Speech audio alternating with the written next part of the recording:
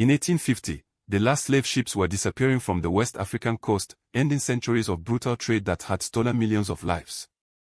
Stretching thousands of miles from Senegal to Nigeria, the West African coast was transforming. Abolition was reshaping societies, trade, and power in ways no one had fully predicted. By 1824, French naval enforcement had officially ended the slave trade at Senegal and Gori, one of the first major victories for abolition on the African coast. Enslaved at 15, Samuel Ajayi Crowther became a bishop and scholar, proved that liberated Africans could lead their own futures with dignity and brilliance. Sierra Leone became a living symbol of what liberation could mean, a growing community of freed Africans building schools, churches, and businesses along the coast. Despite official abolition, illegal slave trading persisted in hidden river estuaries like Rio Pongos well into the 1860s, a brutal trade that refused to surrender. Ships like the Nodoki packed over 1,600 captives into a single vessel, a horrifying testament to the scale of suffering that abolitionists were determined to end.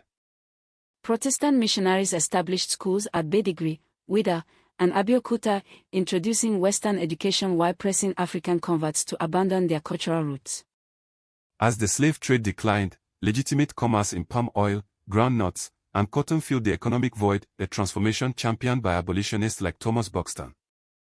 At Calabar, African rulers negotiated directly with missionaries, sometimes gaining, sometimes losing, as outside forces pressed for an end to local customs and trade practices.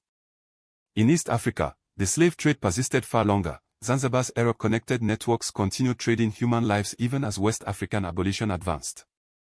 France and Britain used humanitarian anti-slavery arguments to justify protectorates and territorial expansion. Abolition became as much a tool of empire as a moral crusade.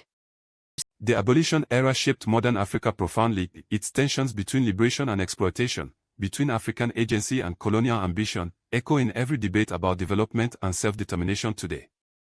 This lesson is part of the UNESCO General History of Africa Curriculum Library at Ashaware.com, where Africa's story is told by Africa.